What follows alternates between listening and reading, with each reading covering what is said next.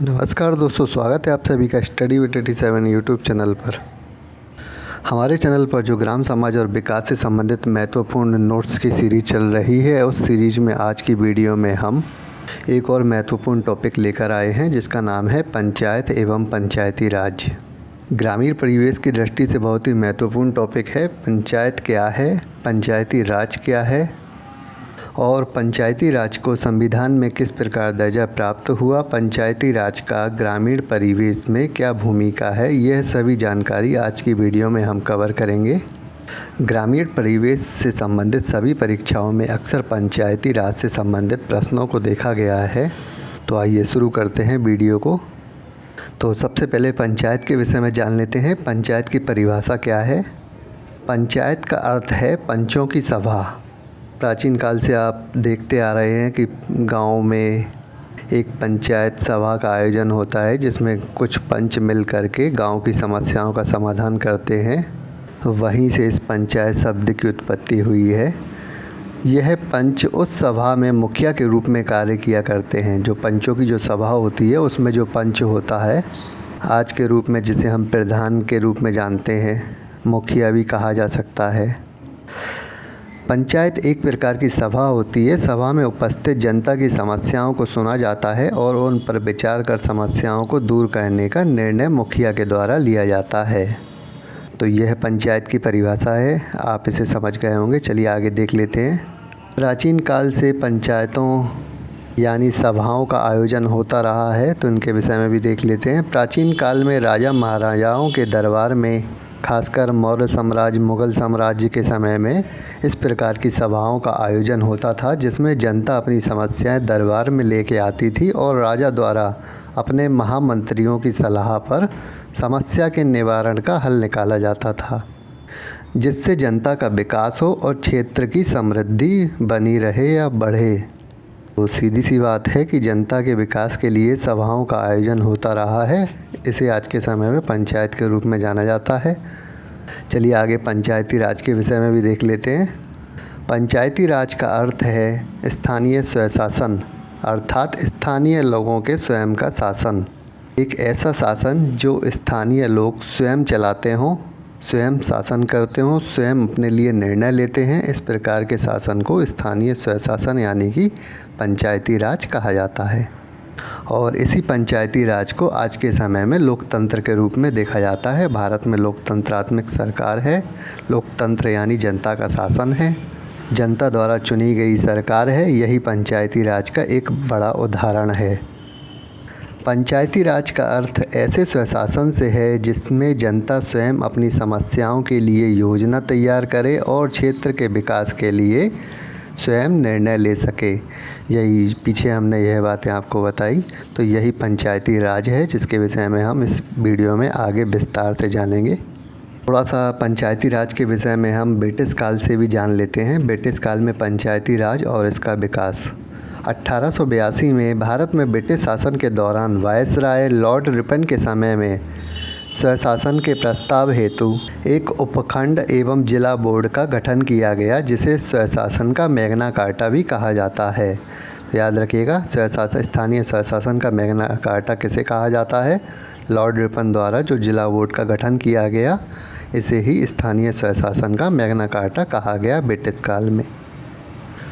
आगे स्थानीय स्वशासन की जांच के लिए 1907 में शाही आयोग का गठन भी किया गया और 1909 में दी गई अपनी रिपोर्ट में स्वशासन के विकास में बल देने की बात कही। यानी कि जो शाही आयोग का गठन 1907 में हुआ था, इसने इस विषय में जांच की और 1909 में अपनी रिपोर्ट पेश की, जिसमें स्वशासन यानी स्थानीय स्वशासन के विकास में बल देने की बात कही कि हाँ, स्थानीय स्वशासन को बढ़ावा मिलना चाहिए।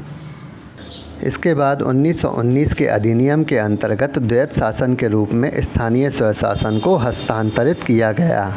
यानी जो 1919 का जो चेम्सफोर्ड अधिनियम आया था, इसमें द्वैत शासन के रूप में स्थानीय स्वशासन को हस्तांतरित किया गया।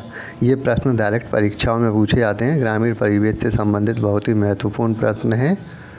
और 1935 का जो भारत सरकार अधिनियम आया था, इसके अंतर्गत पंचायत को राज्य स्तरीय विषय बना दिया गया।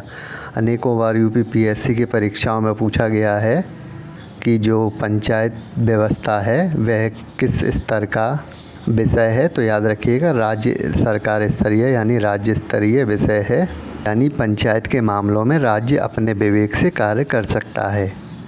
संविधान निर्माण के समय महात्मा गांधी की सिफारिश पर संविधान के अनुच्छेद 40 में पंचायती राज को स्थान दिया गया। महात्मा गांधी ने ग्राम स्वराज पर बल दिया था।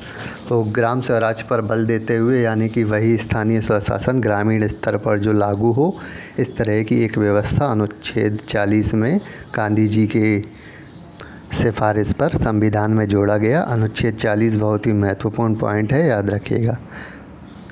स्वतंत्रता के समय संयुक्त प्रांत यानी उत्तर प्रदेश में संयुक्त प्रांत पंचायती राज अधिनियम 1947 पास किया गया और 15 अगस्त 1947 से पंचायतों की स्थापना होनी शुरू हो गई। आपको ज्ञात होगा स्वतंत्रता से पहले उत्तर प्रदेश का जो नाम था संयुक्त प्रांत था, बाद में से बदलकर उत्तर प्रदेश कर दिया गया था। इसे इंग्लिश में यूनाइटेड प्रोविंस के नाम से भी जाना जाता है। 1955 में पंचायतों के दूसरे चुनाव के बाद पंचायत अदालतों का नाम न्याय पंचायत कर दिया गया था। आपको समझ आ गया होगा कि न्याय पंचायत किन्हें कहा गया था। पंचायती जो अदालतें थीं इनका नाम बदलकर न्याय पंचायत कर दिया गया था। 1961-62 में उत्तर प्रदेश क्षेत्र समिति एवं जिला परिषद अधिनियम 1961 पारित किया गया, जिसके अंतर्गत 3 स्तरीय प्रणाली लागू की गई। 3 स्तरीय प्रणाली बहुत ही महत्वपूर्ण प्रणाली है। किस समिति के द्वारा यह लागू की गई आगे हम वीडियो में देख लेते हैं। देश में पंचायती राज व्यवस्था लागू करने के लिए कई समितियां बनाई गईं, कई समितियां नियुक्त की गई, जिनमें से सबसे महत्वपूर्ण समिति है बलवंत राय मेहता समिति। तो इनके विषय में जान लेते हैं। 1957 में पंचायती राज व्यवस्था के लिए बलवंत राय मेहता समिति तैयार की गई। इसे ग्राम उद्धार समिति भी कहा जाता है। परीक्षाओं में प्रश्न यह पूछा गया है कि किस समिति को ग्राम उद्धार समिति कहा जाता है, तो याद रखिएगा बलवंत राय मेहता समिति। 1957 में बलवंत राय मेहता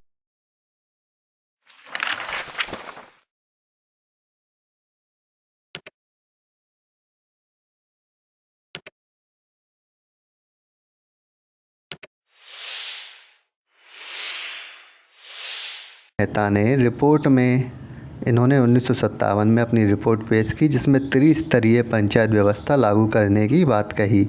और 3 स्तर कौन कौन से हैं, जिनमें पहला स्तर है ग्राम स्तर, दूसरा स्तर है ब्लॉक स्तर, तीसरा स्तर है जिला स्तर।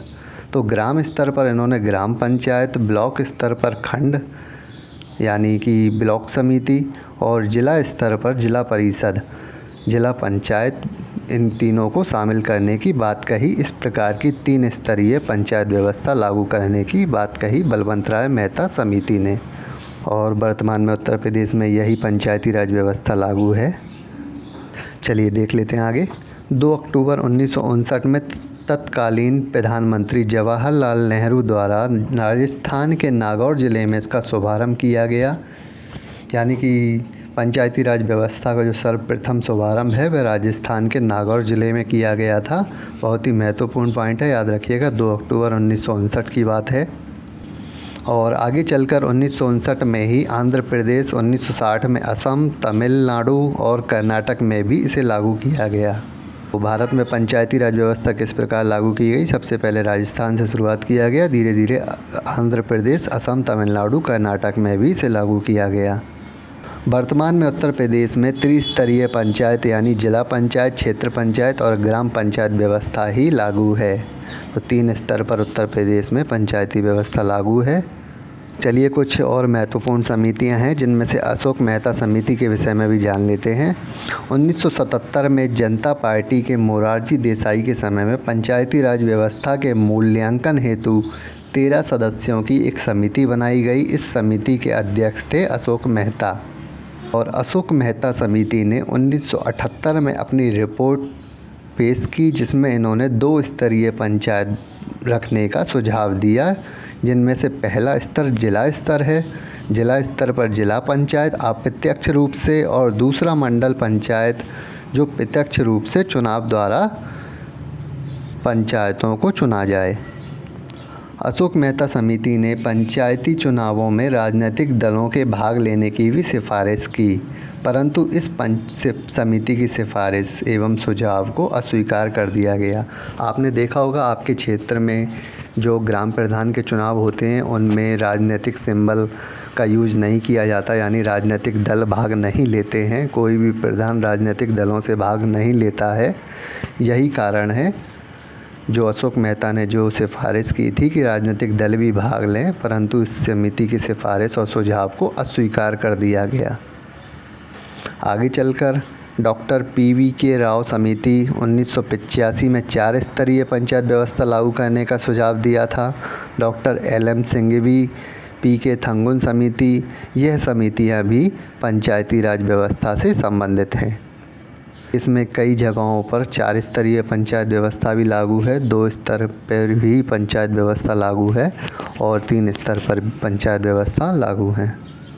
आगे आने वाली वीडियो में हम आपको जब पंचायती राज व्यवस्था संविधान से संबंधित महत्वपूर्ण एक वीडियो अलग से जारी करेंगे, जिसमें किस राज्य में कितनी पंचायती स्तर पर व्यवस्था लागू है वह पूरी जानकारी आपको दे देंगे। वीडियो आगे बढ़ाने से पहले एक बात और भी कहना चाहूँगा, जिन लोगों ने अभी तक चैनल को सब्सक्राइब नहीं किया, इस प्रकार की वीडियो आगे पाने के लिए चैनल को सब्सक्राइब ज़रूर कर लें। चलिए देखते हैं आगे।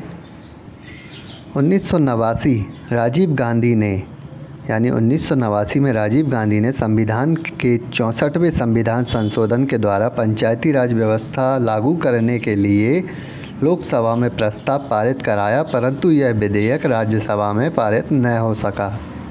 देखिए, इतिहास की बहुत ही महत्वपूर्ण बात है। राजीव गांधी के समय में जब भी प्रधानमंत्री थे, उन्होंने लोकसभा में इस पंचायती राज व्यवस्था के लिए विधेयक पास कराया, परंतु यह विधेयक राज्यसभा में पारित ना हो सका और इस वजह से उस समय पंचायती राज व्यवस्था लागू नहीं हो सकी।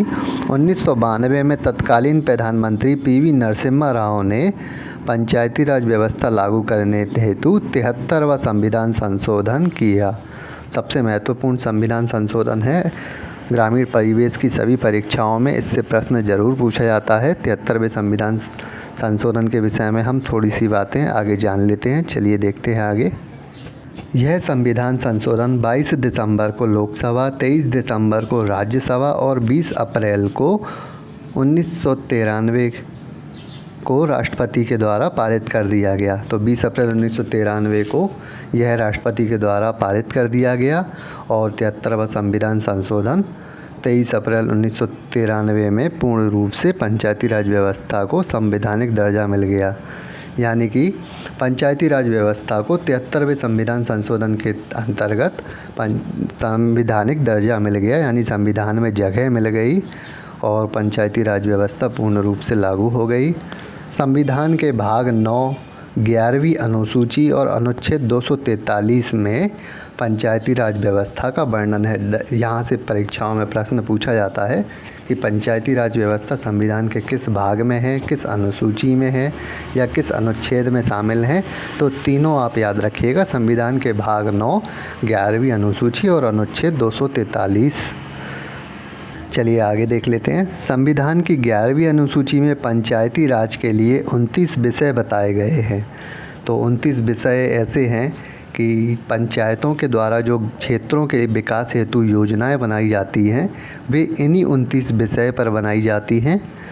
29 विषय में जैसे कुछ विषय मैं आपको बता देता हूँ। स्वास्थ्य हो गया, शिक्षा हो गया, परिवहन हो गया, इस प्रकार कई ऐसे विषय हैं। 29 टोटल विषय हैं। इनके विषय में हम एक वीडियो अलग से जारी कर देंगे, जिसमें इन सभी 29 विषयों के बारे में पूर्ण रूप से आपको जानकारी दे देंगे। इन सभी 29 विषयों पर विभिन्न प्रकार की योजनाएं तैयार कर क्षेत्र का विकास किया जाता है। 1993 के बाद से प्रत्येक 24 अप्रैल को पंचायती राज दिवस मनाया जाता है। अभी हाल ही में 24 अप्रैल को पंचायती राज दिवस मनाया गया था और 1993 के बाद से प्रत्येक वर्ष यह दिवस मनाया जा रहा है। संवैधानिक दर्जा प्राप्त होने पर सर्वप्रथम पंचायती राज को लागू करने वाला पहला राज्य मध्य प्रदेश बना। ये भी बहुत महत्वपूर्ण पॉइंट है। यानी जब 73वां संविधान संशोधन हो गया तो उस संविधान संशोधन के बाद पंचायती राज व्यवस्था को सबसे पहले मध्य प्रदेश के द्वारा लागू किया गया अपने राज्य में। ये कुछ महत्वपूर्ण बातें थी पंचायती राज के विषय में। और अगली वीडियो में हम उत्तर प्रदेश में पंचायती राज व्यवस्था किस प्रकार की है, जिला पंचायत, क्षेत्र पंचायत और ग्राम पंचायत में क्या अंतर है, जनता के विकास में पंचायत की क्या भूमिका है, पंचायत का गठन किस प्रकार होता है, संरचना किस प्रकार की है, कितनी जनसंख्या होने पर एक गांव का निर्माण होता है, कितनी जनसंख्या पर ज़िले का, तो यह सभी जानकारी हम अगली वीडियो में आपको उपलब्ध करा देंगे। इस वीडियो को यहीं समाप्त करते हैं। इस प्रकार की वीडियो आगे पाने के लिए चैनल को सब्सक्राइब कर लें और वीडियो पसंद आती है तो लाइक कमेंट भी ज़रूर करें। धन्यवाद।